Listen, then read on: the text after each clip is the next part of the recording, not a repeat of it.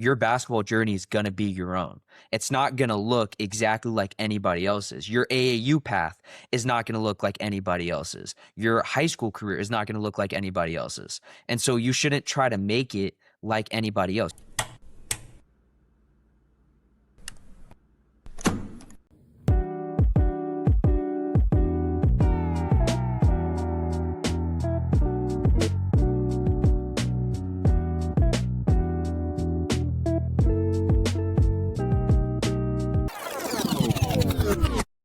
Welcome to It's More Than a Game podcast. I got my man, Jake, and we're just going to get right into it, right? So first and foremost, Jake, who are you?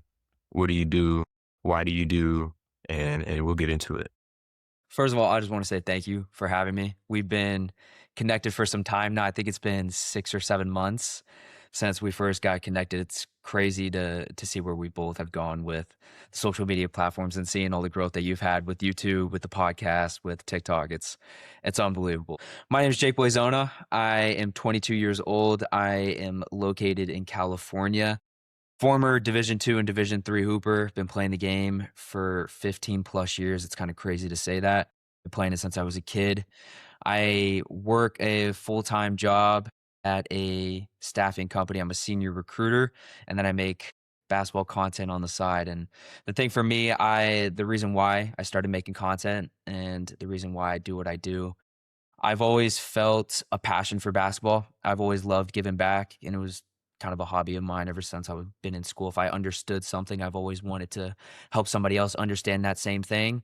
And I think with the game of basketball, I have just developed a lot of information, and I feel like it would be a pretty bad thing for me not to give some of that back to the younger generation. So, yeah, that's what I do, and I'm extremely happy with where I'm at. I'm so happy we were able to do this and get on a podcast together. Yeah, man, I appreciate that. There's very few people that I see on TikTok who I stop and watch their videos, and yours is always one of them. I think you have a really cool perspective, right? So whenever I talk to kids, and you talk to kids every day, right? And you probably get this all the time. It's like everybody wants to play D1 basketball. So I think back to our age, right? I graduated college 2015. You just graduated. So we played in completely different times, right? Back in the day, it was like you go D1 or that's it. But Yeah. like now, it's just a totally different landscape, right? You got G League players coming back to play D1 basketball, right? So you played D2 and D3. Let's talk about that, right? Because I think a lot of kids kind of get it misunderstood. Like, yeah, there are levels, but you got to understand it's like 1% of kids out of high school even get a chance to go play college basketball. So like with that in mind, like what are your thoughts on that? It's just such a completely different landscape than where the game was at 10 years ago to when you graduated or when even you were looking to go play college basketball. I think the common misconception now with a lot of kids is that I have to go D1 in order to go pro, to make the NBA, to play overseas. And I just don't think that's the case anymore. I think there's a lot of great case studies right now in the NBA with guys like Duncan Robinson. You got Derek White. You got a lot of guys who went D2, who went D3 and found their way to the highest level within basketball. And I think because you're absolutely right. I talk with kids all the time, and everybody wants to make it D1, but I think a lot of kids also don't realize how talented they have to be to make that level and the level of work that goes into it and just the pure genetics and height and athleticism. And I mean, as a kid, you don't know what you don't know. And I was Yeah. that same Yeah. way. But even now, I think what's so cool is that there's so many different paths to get where you want to go. And I think within basketball, and I'm kind of curious to hear your thoughts on this, that I don't think success is one thing anymore. I think for a lot of kids 10 or 15 years ago, success was D1 NBA. I think now success within basketball can be completely different because there's so many different avenues that you can take. You can go and play for overtime elite. You can go to a JUCO and potentially transfer into Division One and maybe go make NIL money. You can maybe go D3, have a great year, be the player of your conference, and then transfer into a D1. And then from that D1, go play overseas. There's so many routes. And I'm actually curious to see your thoughts and what you've kind of seen with the landscape and how it's changed in your eyes, because it's kind of crazy from what I've seen. Yeah, I mean, definitely back then, like it was D1 or you weren't it, right? Obviously, like the ultimate goal for any kid to go play NBA, go make money doing something you love doing. But for some reason, like that wasn't like my goal. My goal was I just wanted to go play Division I basketball and get a good education, and I can say I did that, right? Like, even though my journey when I got to college was a bit different, I worked my butt off to get there, right? And I think the reason why this podcast is called It's More Than a Game is because, like, I think when all we do is like eat, live, and breathe just a sport, basketball, we kind of get lost into it. And I hate it when like I see peers like, I don't go out anymore, but like, the very few times that I do go out, like I see peers that I grew up with just doing the same thing because they dedicated everything to this game. But now my perspective is just like, if we kind of reframe that mindset where it's like, let's just use like, put everything you can in the game, but also let's use the game to get you into other doors, into other opportunities, right? Like let's focus on your grades a little bit more so we can like have more school opportunities. Let's get you into a good program with a good engineering, you know, program or, things like that, right? That kids don't really think of. When it comes to basketball, at the end of the day, basketball is not forever, but LeBron James is 41, 42 years old. He still has a half a life to live, Mhm. once he's done playing. So what is he going to do after that? Yeah, he's a billionaire, whatever, but like he's setting that up, right? Like he has his businesses, he has his nonprofits, he's set up schools, he has passion, he loves wine, things like that, right? If we're too like just fixated on the game, then when the game stops, we're just going to be lost. And that's my perspective. And I try to bring that whenever I talk to kids, like I try to bring that perspective in, but I also say like, hey, if this is something that you want, you got to do it the right way, right? Surround yourself with the right people.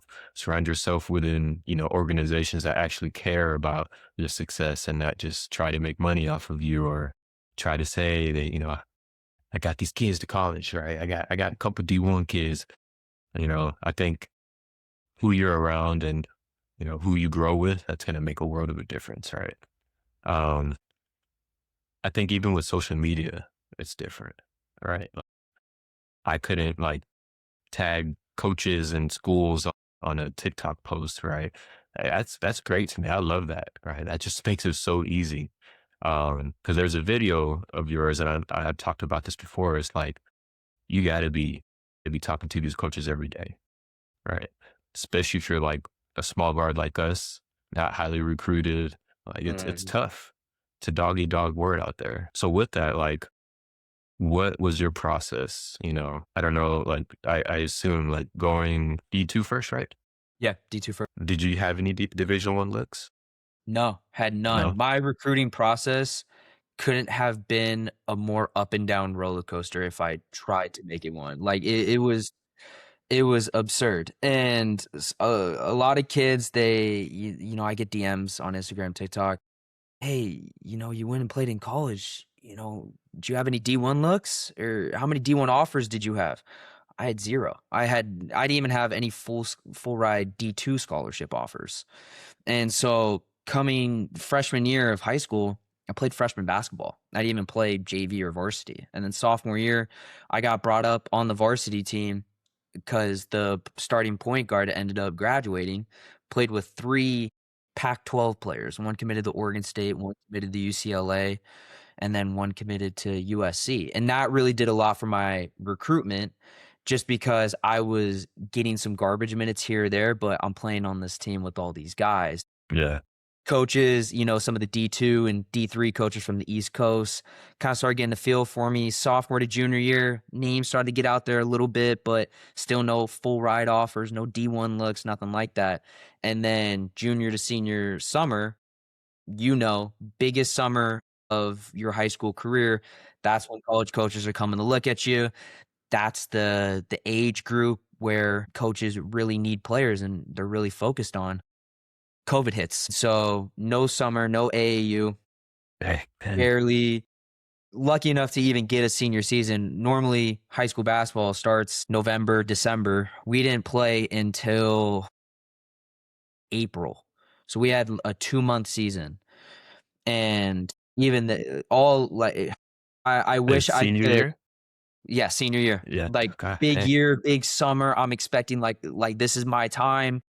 March, watching the news, shut down, shut down, shut down, nothing. And so All because gonna of play Rudy Gobert. right. Oh no, but it's yeah, I couldn't believe it. Gonna play on a circuit team. I was expecting to, get some exposure. It just all went away. And then after my senior season, I was just getting call after call after call. Hey, we don't need you. Because people forget kids got COVID years. Kids who were in college got those extra year of eligibilities. So coaches who were recruiting me to come in for the 2021 class didn't need me anymore. It was, hey Jake, our fifth year post grad or our fourth year seniors coming back. So that spot that we had for you is no longer available. So it was, I kid you not, it was school after school after school, all within like the span of a month, and just everything went out the window. And I had to basically restart my recruitment all over again. So what I thought was going to be me committing going into my senior season, signing my letter of intent, being done. Now I have no offers. I don't even know where I'm going. I got to go play in all these unsigned senior events. I got to go play in exposure camps. I got to go to these universities and go play in front of these coaches just to get a look, to get a little bit of interest. And so it was crazy. And so that's why like my advice for these kids, especially now with social media, is you could take advantage of it. You have access to a coach within the click of a button through a screen. And I'm actually curious to hear how like your recruitment process was when you were in high school. But for me, like it was just up and down, up and down. I was very fortunate to actually have had a relationship with my varsity coach that was really strong, and he knew a coach, Justin Arginal at Dominican University, who was going to be the first year head coach there, got the job really late, needed players, got in contact with me, and that's how I ended up there. But throughout high school, it couldn't have been more of a roller coaster, like I said. Yeah, But man. I'm curious to hear how it was for you. Yeah, right. Don't let me forget. I want to talk about like the mental stuff For with sure. that. I'm sure that was crazy. But for me, man, I got my first real look my sophomore year. So my journey in the game, like, I mean, I played very young. My mom was a coach, so I was implanted in basketball since birth, and she coached high school girls. So once I could walk, I was like practicing with them. So I was playing very young. I was always playing up, but I was always small. I was tiny. Like I don't even think I was a buck like 150 leaving high school, right? But I was always playing up, and I just like I don't know, like I just grew to like be fearless, just because of my size, right? I got my first look sophomore year. I went to point guard college, and I forget the coach's name, but one of the assistant coaches for Vanderbilt was there. Still young, can't really have like, a relationship with the coach, but at that point they started sending me letters. So I think at that moment I was like, all right, this is real. Like I'm going Division 1. Like I know I can do it. I'm there. I've already been playing with, at least playing against some top talent in Texas. So at that point, I made a decision to change teams. I was playing on like a big, like back then we didn't have circuit teams, right? We had teams had sponsorships. Um, so I played the organization was Texas Ambassadors, and just naturally being a small guard, they wouldn't put me on the top team. I sure as hell thought I was good enough if I wasn't sure, but that's how my mind was, right? So I made the decision to go play on a new team, brand new team leading into my senior year. And just because I wasn't getting looks at that point, Vanderbilt stopped talking to me. So I was like, all right, I need to figure something out because I ain't got nothing, right? I ain't got not any D2, not even D3. I had like one JUCO school that kept calling me, but back then we were like, we're not going to JUCO. Yep. Forget all that. So we started a new team, and rest in peace, Coach Tim didn't coach at all. He didn't coach us at all. But the the amount of like love he had for us, like talking about mentorship, just that kind of I guess that kind of coaching, right? That meant a lot to all of us. And two, like he fought for us when it came to, vouching for us, talking to schools for us. We were spread out. Had we been together for a few years, we would have been elite, like Mhm. level team, but nobody knew us. We all were poorly scouted. We all were poorly ranked. Um, but we would go to these big time tournaments. I don't know if you know Great American Shootouts in Texas. Okay, so I think they had just started really turning up when we were like later in our high school years, we went to those tournaments and we were winning them, and everybody was like, "Who the hell are these kids?" Right? And then like literally tournament after tournament after tournament, we were winning, and yeah, we started getting looks, and I was actually pretty set on this D2 school, some school in Missouri. I forget what it's called, but they had just won their national championship. And I went on a visit there, and I don't know, I just loved it, right? Like it was just straight basketball culture. And then finally, I started getting my looks, my Division 1 looks, throughout my senior year of high school, but I was also hurt and I was trying to hide it. There's a lot going on. Yeah. And ultimately, my goal was to go play at Yale because I'm really big into academics, but they don't give athletic scholarships. So I was like, all right, I got to go play for free. And then West Point called, and just going on that visit, like I mentioned earlier, right? Like it wasn't just about basketball for me. I really wanted to set myself up for after basketball. I knew that if I really, really tried, I could still be playing basketball after college, but that wasn't like my main priority, right? So from there, I made the decision to go to West Point and play. Um, it's another story, but yeah, I mean that's my journey. I was ranked, I think like 55 or 56 in the state of Texas. Crazy. I still think I should be ranked higher. Uh, I battled against some really good talent out of Texas, and like all the recruiting, services, like, they had their descriptions about you, like Yeah. like what you do good at, like, oh, this kid he's fearless. He can shoot the lights out the gym, but Yeah. he's just small. And like I'm still doing my thing out there. Just like they're not hurting me. Like I still can defend. Like I'm able to stop players, but it was just battling that narrative. And and yeah, so that was my number one thing that like really stressed me out. But other than that, it was like emailing coaches every day, compiling film, like like CDs out, like mailing CDs out back then, right? Did that every single day.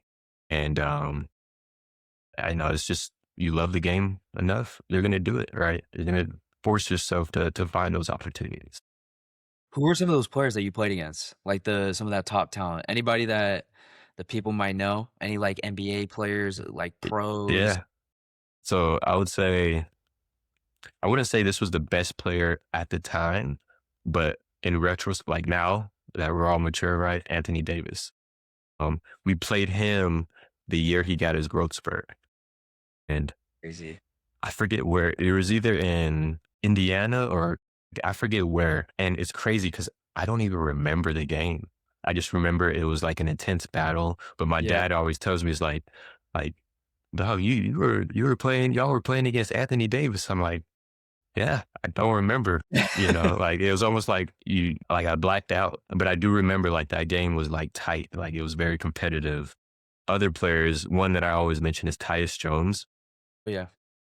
Mind you, he's like 3 or 4 years younger than us, but Mhm. he was messing us up. This was at Nationals in Crazy. Orlando. The dude was messing us up. Like, and our coach was ripping us. I was just like, I don't know what you want us to do. Yeah. Like this kid is literally going to the NBA, right? Like Duke is already recruiting him. Like, Yeah. there's not much we can do with that. Yeah. Um, Marcus Smart. Marcus Smart was a dog. That's a big one. He was scary. Like he was probably one of the only players that I was actually kind of frightened to play just because he didn't care. He didn't care. Those are probably like the more notable names that I think most people would know. But I would say the best player that I've ever played with that had me like jaw to the floor was CJ McCollum in college when he was at Lehigh, because we were in Dang. the same conference. But man, like I was like, this dude is nice. Like when we talk about poetry and motion, God, like, and just watching him in warm-ups, I was just like, why is he here? Yeah, You know, right? like, why are you in this conference? This is unfair. But he came up as a undersized guard. He wasn't highly recruited, but he also made sure that he found a system that worked best for him. Right. And that's another thing that I try and talk to these kids about is like, you can go to a, a, a blue blood program, right? Like whatever, but are you going to play? Does that offense make sense for you? You know, are they going to let you play your game or do you have to, take a role that you don't want? Is that something that you're willing to do? And I think a lot of these kids don't realize that like you can be like a 20-point scorer for your high school team, but I don't care what level you go to in college, like you're probably not going to be a 20-point scorer. That's just the nature of the beast. I think it's so interesting too. And it kind of goes back to the point that I made that just there's so many routes now with basketball. And yeah, you're absolutely right. A lot of kids coming out of high school, especially now with the transfer portal, opportunities at colleges, it's slim. It's very, very slim. So to think that you're going to go to a D1, a D2, or a D3 and have the ball in your hands and you're taking 20 to 25 shots, the guys who are doing that are the guys who you're going to see walking up on the stage and shaking Adam Silver's hand Sure. on Facts. draft night. It's Darius Acuff, it's AJ DeBanta, it's Darren Peterson. It's those guys. And those guys are the 0.01% of high school basketball players. And I think it once again connects with the point that you were making about you using the game and not letting the game use you, having a plan with everything that you're doing. And I think I honestly could have done a better job with that in high school and just coming out of high school too. And I'll connect it back with the point that you were making about just the mindset and the mentality. Yeah. I was so focused in high school with my recruiting journey and just with everything about getting to college, just nothing else. Just I want to go play college basketball. And so along that recruiting journey of just going through all the highs and lows, I had times where I was the happiest I've ever been and the most depressed I've ever been. Going to our senior event in high school and everybody's got their hoodies on of where they're going to school, and I'm one of two kids out of 400 who's wearing a white t-shirt because I have no idea where I'm going, and knowing that there's no coaches who actually want me, you're lost, and it's such a tough emotion to go through. But I think the thing that just really helps is just understanding that, like you said, there's more to the game. And if you have a plan with what you're wanting to do within the game of basketball, you're not going to be so emotional like I was. And you're not going to always be on that mental roller coaster. You're going to stay level headed knowing, okay, things aren't going my way right now, but I see the bigger picture. And I think it can also get a little bit hard. And you touched on this point too with social media, because you may have everything laid out in front of you and you may know what you want, you may have that bigger picture, but then you see somebody else doing something that you want to do. You see somebody else get an offer. You see somebody else go have 30 points. You play against a kid and you dominate against him, but he has all these highlights on his Instagram. He's got 10,000 followers. It's just, there's so much happening. And I really think the biggest message with it all is just understanding what the game of basketball can do for you and not being so tied into one path, and understand that there's multiple things that you could do within the game. Yeah. I love that. One thing that I thought of, like, I even think our high school experiences were different. Like, because you were Mhm. playing with some Pac-12 players, like you were the little fish, like with some big Yeah. dogs, right? Like, I was the best player on my team in high school, and we were successful just because like we played together for a while, but we would get blown out some games. Like there was this game we played a team out of San Antonio. They had Andre Roberson, um, Jordan Clarkson. I forget who their Yeesh. guard was. But that team was stacked. No, I had like 28 that game. And there was another kid who was pretty recruited on our team, also named Jalen. On that, like our plays were nothing but like Jalen's and no Jalen's. Yeah. Both involved us getting the ball. Yeah. For me, like I was the most recruited on my team, me and the other Jalen, and everybody else was the role player.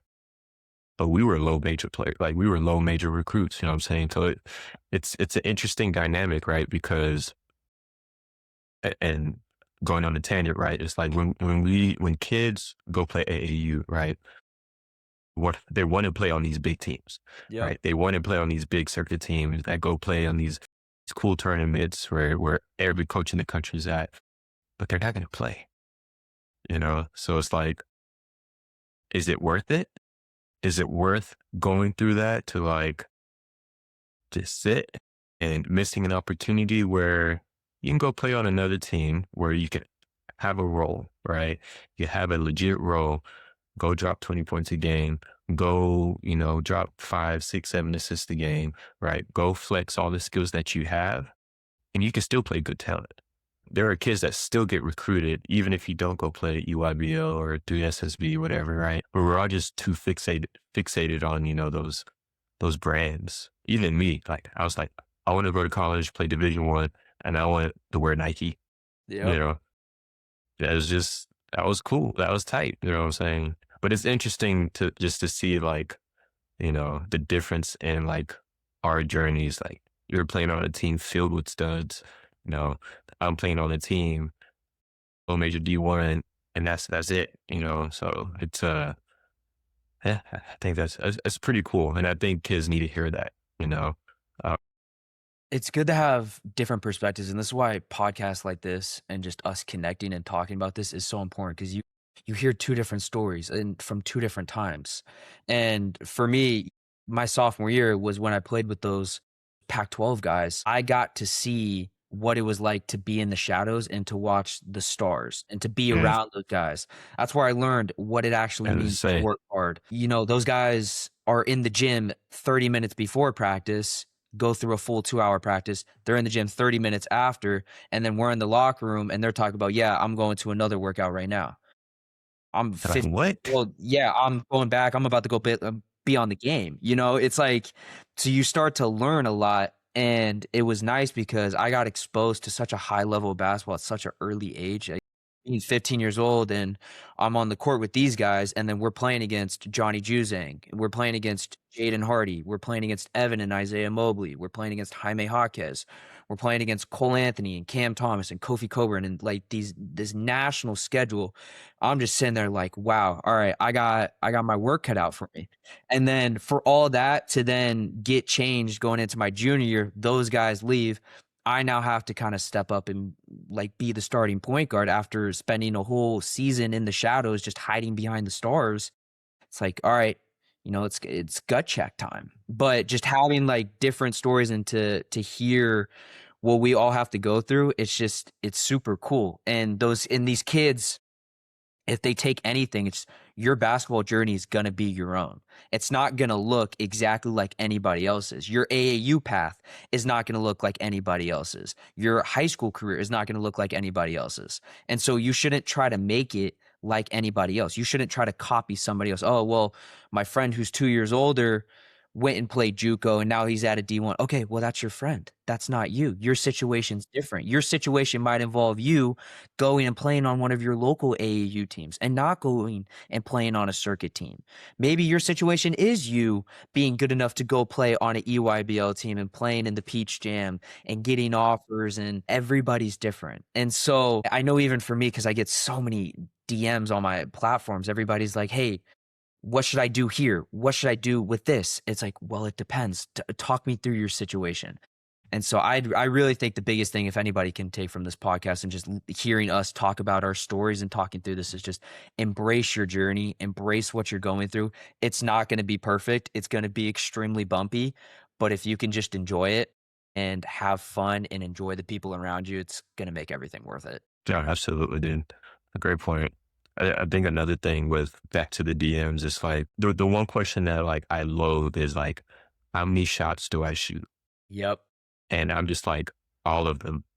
Yeah. Like there's like it's hard to put a number on it. There's this video I watched the other day, Brandon Ingram talking about like what he does when he's not playing. The dude is watching basketball. All he does, right? He's watching very specific things. Like he talked about watching 70, 80 Michael Jordan, not just him scoring, but him, you know, finding spots on the floor, passing, playmaking, things like that, right? And the reason why he does that is because he doesn't know what his opponent is doing. He doesn't know what the other dudes are doing. So he needs to go even harder, right? Doesn't do anything outside of playing basketball or watching basketball. And so obviously I brought up like how many shots should I shoot? It's really any question, but it's like if basketball is something that you want to do, you want to be competitive. If you want to get to that next level, you got to be delusional, right? Like that has to be your thing. Got to do it the right way, right? Hmm. Absolutely have to do it the right way because you can go to the gym and shoot 10,000 shots, but they could be all just dumb shots, right? Like, what is the structure in that? Like, is there someone helping you out? Do they know what they're doing? Right? Are you shooting from specific shots? Are you shooting game like shots? You know, there's just so many factors. And again, to your point, it's like, it's really hard to give like actionable like advice because you just don't know, right? Um, that's what coaching's for. The biggest thing that I try to say is like anything that you do, it needs to be translatable. It needs to be absolutely translatable or else it's not going to work. There's a kid that hits me up. He's like, dude, I make every shot in practice. I make every shot in these drills. Can't hit anything in the game. And so I'm like, you really need to look at what you're doing in practice and what you're doing in these drills to make sure that it translates. I love answering those questions, but that's like my biggest just moment of like, I wish I could just show you rather than just tell you, Yeah, because we've been through that. We've seen it. You've seen it. I've seen it. Right. Um, it's just tough because some kids just don't have access to, maybe the right people or the right equipment or just, they just don't know. And then there's social media, right? Like we just see all the glitz and glam, the sexy stuff. And that's what we want to do. Um, on your lives, I mentioned this earlier when we were talking, you be going like they be ripping questions and you be on it, man. it's crazy, those lives, and it kinda I it connects to your point. Kids just don't know what they don't know. We know it, Yeah. we've been through it. We know what a proper workout looks like. We know how to sit down and watch film. We know what we should be doing. These kids don't. And so they come on the lives and it's so hard, at least for me, because I get a range of questions not knowing anything about you. I don't even know what you look like because your profile picture is a picture of LeBron James or SGA. And so I know nothing about you. Hey, Jake, how do I increase my confidence? How do I improve my jumper? I don't know if you're 19 years old. I don't know if you're 8 years old. I don't know if you just started playing the game. And so I think that's also another superpower with social media with guys like us, where we give all this information away for free. We've been through it and we help. We can just help guide these kids in the right direction. Because I'm sure you've probably had it. Kids come to you and to me, hey, Jake, should I work out 4 times a day? Well, hold on. Let's pump the brakes for a second. How old are you? I'm 12. Okay. Absolutely not. Absolutely not. But in their minds, well, I heard Kobe Bryant say it on a YouTube video. He used to work out 5 to 6 times a day. Well, that's not right for you. We need to understand your situation. And that's where I kind of like, at least with me and my approach with it, very similar to yours, I need to know your situation. I need to know what you've been doing. I need to know where you're at because I don't want to just throw out a blanket answer. Hey, how many shots did I get up? Oh, well, it needs to be 200, 300. Well, maybe you don't have access to a gym. Maybe you don't have a shooting machine you could go get on. Maybe you do. Maybe you can't even get on a court. Maybe you're stuck in your house because of the snowstorm that hit. Whatever it is, everybody's situation is different, but I need to understand everything. So me, and then you too, we could help give you the best advice. And I hope if kids see this, like if they're reaching out to a creator, just try to be specific and try to give details because we've been through it. We can help, but it's very dependent on your situation. We got to know what's going on for us to help you. Yeah. I have someone who's a senior in high school, small guard, a dog, and it's great when I love talking to him. And now all he does is send me videos of him, but it's all on his TikTok. So I can see what he's doing and whatnot. So if like those type of people come and ask me questions, it just makes it easier. And 100. so it goes to like marketing yourself. It's like, if you want to get seen, if you want critique, if you want coaches to come see you, at the end of the day, they have to see the full range of your game, right? You can't just have highlights, but if you want to get a good assessment of how others feel about you, I think the best thing you can do is just throw all that stuff on your TikTok, For right? sure. Use your Instagram because, like, who knows? Like, maybe you're good enough. You can go get an NIL deal. Who knows, right? But at the end of the day, it can help us help you, Um, so you started coaching, okay? Yep. And I know I've been bugging you about Yeah, it because, you haven't. um, so let's talk about that. What made you? I think I know why, but what made you want to start coaching? Yeah, so this is I've been getting hit up by coaches ever since I graduated, and they've been wanting me to coach. At least for me, when I was on the court, I've always been the analytical player, the IQ player. Yep. You see me, I think we're the same height. We play the same way. Not jumping out of the gym. You're probably way faster than me, but everything for me was passing. It was IQ for me, and so everybody my entire career is, oh, he's going to be a better coach than he is player, and I was like, well, I'm a pretty decent player. I'm all right, but for me, I think why I wanted to get into coaching is because I saw how I could potentially help kids and teach them the game. I had a variety of coaches, all who I loved and all who I learned a ton from. And I just saw so many different styles of coaching. And I think for me, it just makes the most sense to go and to try it. I already said I'm 22. I like young guy coming out of college. I have a full-time job working as a senior recruiter for a staffing company. Basketball, similar to you, it's my love. It's what I love to do. It's what I've been loving to do since I've been 5 years old. So I think coaching has always been like something on the back end that I knew I was going to eventually get into. But I think this is just a coaching AAU for the spring and the summer is a great way to just get my feet wet and to try That's it. dope, dude. That's dope. And like, I think you think the game, like, I love the way you see the game. For me, like, I really leaned on my mentality. Hmm. And I wish like I grew that type of mind for the game earlier, right? Because I think that would have made me much more well-rounded as not only as a guard, just as a basketball player. But the way you think the game, I think it's awesome. And that's, dude, I watch your videos and I learn some shit, Same goes to you. and it's like if you can break down a play, like we're not even looking at the ball, right? We're looking at the way these kids are moving. Like, how do they create space? How do they create a lane for the person who has the ball? Things like that. Like, that is extremely valuable to a coach. You know, I was not thinking like that as a college player. Like, I was just like, I just got to get it how I get it. I'm a thug it out, right? But if you're able to like just blend that deep mentality with like, how can I really make my teammates better? Oh my gosh, like you can be an amazing player. So I love that you're coaching.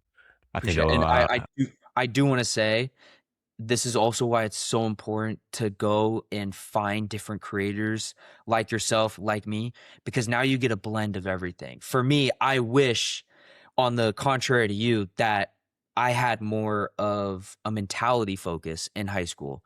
For me, it was, all right, let me try to find my unique advantage because these guys are 6'10", 7 feet tall. I'm 5'9". I got to find some sort of way to make an impact on the court. So I was very analytical about it, but it was never, I just got to be a dog. I got to have this like really intense mentality to be tough on the court. Like my mentality was always lacking behind my IQ, but Mhm. this is why it's so important to find people who know what they're talking about, because then you combine your content, which I love. You talk so heavily on the mental side, which is just a very undervalued piece of the game of basketball. And then I do the IQ. That's kind of my lane, what I like, because that's what I really had to focus on to make an impact at my levels and where I was playing. So you Yeah. combine both, and now not only are you a dog in all facets of the game, but now you're thinking analytically about the game, and it's the best of both worlds. Yeah. So whenever you become a head coach, like I'll be your assistant coach. I got you. The same goes to you. Head coach for you. I know you got some other stuff going on, but if that comes down the road, I'm a call away. Yeah, man. I mean, in a perfect world, I would love to coach. It's just that's a grind too. It's such a 100%. grind. And I'm 33 years old. I got 2 kids, so it would be really hard for me to like drop everything to go dedicate my time to coaching. But the reason, a big reason why I'm building my company Elite Fit Connect is because like it keeps me in it keeps me like in the best of both worlds, right? Because I'm a nerd dude. Like I love computers. I love AI and data. If there's a way I can make somebody's life better by building some kind of system, like that's what I'm gonna do, you know. But to be able to merge that with the game of basketball and to help player development in doing that, like I think that's perfect for me. I'm actually so one of my teammates on that AAU team I played with, Malcolm Canada, played at Auburn, played overseas for a little bit. His story is remarkable. I'm trying to get him on this. I've been forcing him to like, dude, get on TikTok because like that's where it's at. But like, I want to do something with him as far as a podcast because we think very similar, but like he's a coach. Like he trains and he's a coach. So he has kind of like my mind, but he's on the floor with it, you know? And, the times that I've been out there with him coaching and doing clinics, like just watching all that stuff in action, it's like, this is awesome. Like I feel like a kid again when I'm doing that or just, seeing him in his element. It's really cool. I think coaching is awesome. Like I wish there are a lot of people that I played with that I wish would coach just because like their mind is just like it's crazy. And you actually remind me of one of my teammates that I played with at West Point. And me and him would always go at it, but he's more of like the analytical, like the plays, understanding, all this, literally every set, every motion, every cut, every kind Yeah. of screen, that type of stuff. Man, like when I started doing the film room stuff, like I was a little nervous because like I don't know all that stuff, Yeah. like Yeah. so I'm like I'm just gonna talk at this point. Yeah. But yeah, like him, and I'll send you some of his stuff after this. It's like he's like, this is this type of screen, this is this type of a cut, Yeah. just like back to back, and I'm like, yo, like you gotta have a big brain for all that, but Yeah. it's a lot sometimes. No, I completely agree. And just coaching, it is a completely different grind. It is. And I kind of got a little hint of it my senior year because that's when I really got on the same page with my coaches. It was going in their offices before and after practices, hearing them talk through the practice plans. It is just a completely different grind, especially at the college level, how much film they watch, the recruiting, like all the different things that they have to manage, to go through. It's unbelievable. And there's not even college level, but high school level, freshman, JV, varsity. Huge respect to all those coaches. And it's funny that you mentioned your teammate at West Point. I had a teammate at Dominican. I got to play with him my sophomore year. His name's Jaden Bush. He's currently right now playing at Cal State East Bay, who's the number 2 team in the country. He was very similar Mhm. to you. We would just go at it. And I was similar to your teammate, analytical. I got to find a way to beat this guy because Yeah, he's a dog, one of the best defender I've ever played against. And so for me, it was, all right, I got to really utilize this ball screen. I got to come off shoulder to shoulder. I got to set him up in this way. I got to make sure I use this rip screen properly. It's just all that little stuff. But then for him, it's just like, I'm just going to go at you. I'm going to get you it's better. just it's just make it happen. Exactly, right? And that's the best thing about college basketball too, and just basketball in general. You find a group that you're so connected with and that you can go at every single day. You don't really realize it, but that's the best kind of part of basketball. Is just the constant competition and you guys bettering each other and just growing your relationships because of that. You become brothers and sisters just simply off of those practices because no matter what level you're at, college, high school, you're practicing way more than you play. And that's just the competition aspect of basketball, I think, is just so underrated. This goes back to just being super competitive, right? But yeah, I was talking about like the academy experience. So I came in with a whole bunch of guards. So it was like, I think 4 freshman guards, right? And then you also have prep school. These kids come in from the prep academy. And I was like, bet it's just more work that I got to do to go get a starting spot. And lo and behold, I got my spot. Our first game was in a tournament in Colorado. First game was against Air Force. And I didn't start there, but that was like in my mind, that was like my game to really prove myself. Mhm. And didn't start, probably played like maybe 15, 20 minutes. But in my eyes, I made an impact. Right. And then from then on in practice, I was like, there's no way that I am not starting, you know. And then I earned my starting spot. And then my damn knee, like I said, I hurt my knee in high school, and it just started like locking up, Yeah. and probably wasn't taking care of it like I should have. Not going to treatment because I was just like, I'm gonna thug it out. I'm gonna get through it, because there's 5 other guards that are trying to play. Ultimately, I had surgery. I waited till after the season to have surgery, and then it was just really hard getting back into it sophomore year. From there, I was just like, I did it. I reached my goal. I started kind of having a fallout with my coach. I really wanted to focus on my academics, and then I was like, I think I'm good. I'm done with playing. From there, that was really it. And I played a little bit in the Army. In the Army, we have leagues, and then you get a chance to play on the All Army team if you're good Yeah. enough. But that wasn't really fun for me, and I quickly stopped playing. I was like, I just needed a long break from the game, Yeah. and but I think it was a good break that I needed. Academy is different.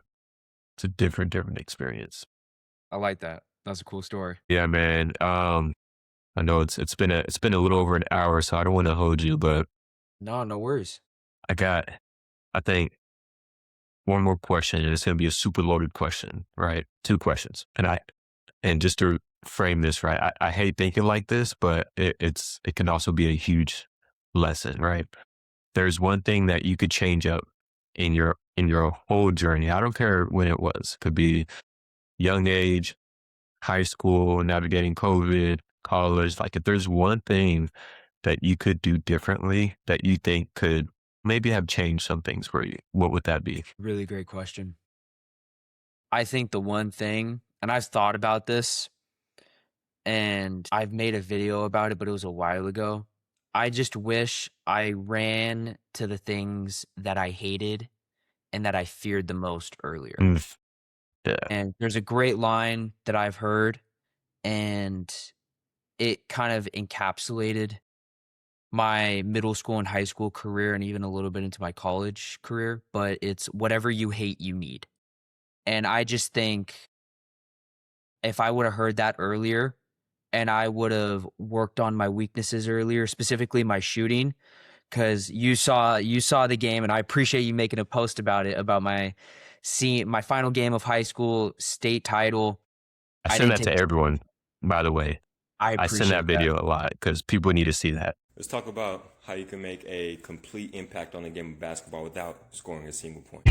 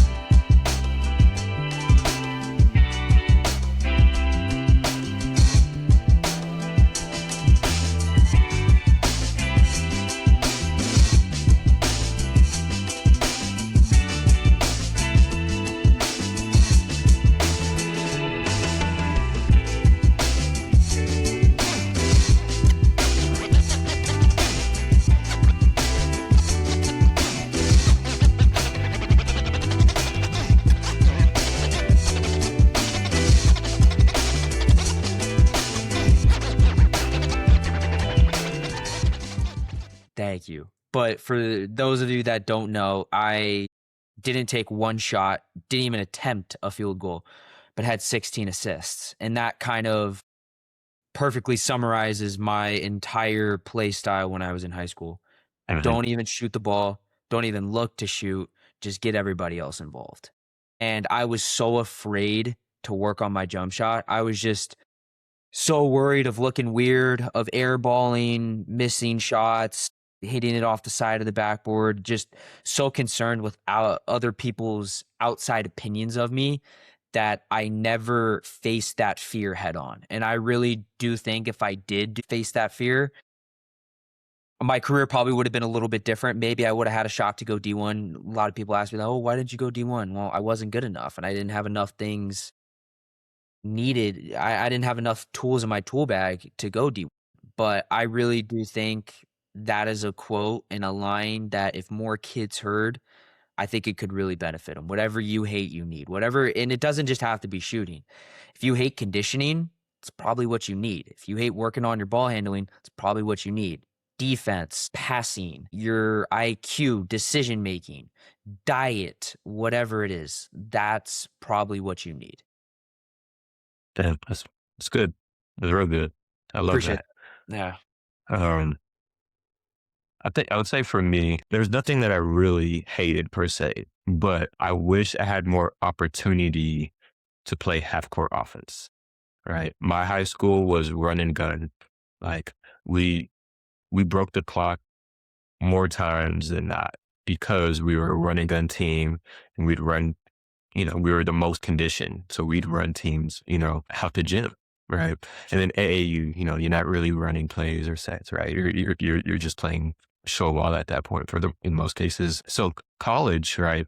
When I got to college, that was something that I definitely struggled with was like, you know, running sets, like understanding what set worked for a specific scenario, right? That's why I love like watching you break down sets. There's this other creator on there, I forget his name, but like uh, he's breaking that, stuff like that down because it's just another layer of the game that could again just take you to that next level. I don't know why it reminded me of this, but like today in your live, I Mm, think someone asked you about like what coaches have you talked to, and it reminded me of like so Coach K, right? Coach K went to West Point, so we have a really good relationship with like the Duke program, uh, and we would start playing them every other year, and we would do a joint practice, and the way he ran his practices and the way he explained offense and just literally everything about it, I was like, this is beautiful. Like, and on top of that, Coach K is my favorite coach of all time. mm, Duke is like my dream school. So I was just like a kid in a candy store. I'm like, but I really wish that I would have just spent my nose in like book, just understanding offense, understanding motions, understanding different scenarios, right? You know, but yeah, we played a lot of running gun offense. It that's was fun. intense. So final question, right? So now that you're a coach, right? Super excited for you. Thank you. What is one thing that you think that you could bring as a coach that would really make a difference in someone getting to that next level? Think for me, and it's kind of specific with the level I'm coaching at, because I'm going to be coaching 15U, freshmen and sophomores. So I think with these kids, the thing that I can bring to them is getting them to understand how to buy into a team, how to buy into your teammates. And I'm really going to teach them a lot of just IQ things, how to read and react, how to read a pick and roll, how to move off the ball. Simple things that a lot of programs and a lot of people don't teach, especially in AAU.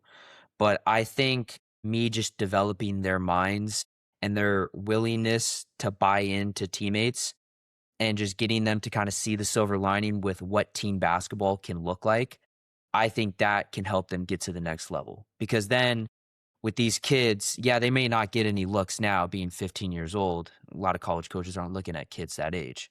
But you give them the foundation, then 16, 17. going and playing in varsity. They're potentially going playing a circuit a couple years later. Now they're showing their understanding of the game in front of a college coach, because college coaches, all right, yeah, cool. You could score 20, you could score 30. That's great. Do you know how to be in help side? Do you know how to be in the gap? Do you know how to rotate on a kick out? Do you know how to run a pick and roll? Do you know how to relocate from the wing down to the corner? Do you know when to rise up from the corner to the wing? All this different stuff that I hope that I can give them and help develop within them. So yeah, it may not necessarily pay off right now, but I'm just hoping later in the future that will get them to the next level. And they'll always remember, oh yeah, Coach Jake taught me what to do when the big is hard hedging on a pick and roll. When this guy drives, oh, Coach Jake taught me to slide down to the corner. Coach Jake taught me to seal like this to get my hands up. Coach Jake taught me how to close out properly. He taught me why I need to be in the gap, why I need to do this. And so I think just with me having a pretty good understanding of the game and just watching a lot of film, because we're very similar, we're basketball junkies, I can take it a step further being a coach and explain the why behind everything that I'm doing with them. So not just tell them, all right, this is what you need to do, but why it's important, when you're going to use it, and why you're going to use it. And so I think that's where I can provide that back. Absolutely. A lot of coaches don't do that. So I think that's super, super impactful. But awesome, man. Who do you got in the NCAA tournament? Who you got going all the way? I honestly have no idea. I think legitimately It's crazy right now. It's crazy. There's legitimately probably like 5 to maybe 10 teams who could win it. I thought Texas Tech had a really good shot after their win over Arizona, but JT Toppin tore his ACL. Now I don't know. I thought BYU was a contender, but Richie Saunders tore his ACL. Florida's playing good. Illinois is playing good. It's just there's so many teams who could have a shot to win it. But if I had to pick one, I would say probably Houston. I love Kelvin Sampson. I love the defense mentality. They got the guard play to win it. I think they lack a little bit of depth, but they're kind of getting that going, especially now with later end of Big 12 play. Yeah. And I'm sure you probably have him too, being a Texas guy. I mean, I'm biased, and I know Kingston Flemings, so well, that's sick. Yeah. Well, I don't know him personally. We're associated with the same group of people, and so one of my friends I came up with, her son played with Kingston Flemings in San Antonio, so watching them play was awesome. But I mean, I think I love Houston because it reminds me of basketball when I played, just because it's like gritty. We're grinding, we're gonna get up and down, and we're gonna go dunk on you, and from 1 to 5 too. So I love watching them. It's probably my favorite team to watch right now. I also love Purdue. I love Braden Smith. Braden Smith is an amazing guard. Yeah, but yeah, it'll be exciting, man. I really appreciate it, dude. Keep doing what you do, because these kids need it, and I'm really excited to hopefully see you on the big screen coaching one day. For real. No, the same goes to you. I'm just so happy we were able to connect months ago. We were able to set this up. It's so awesome seeing what you're doing, seeing everything across YouTube, across TikTok, and then your app that you got going. Just wishing you nothing but the best. And I just hope as many kids and as many people who love basketball listen to this, continue to follow your stuff, because you have a great mind for the game. Hopefully we can do this again. Maybe we'll go actually watch some film and nerd out on that. Yeah, I'm a text away.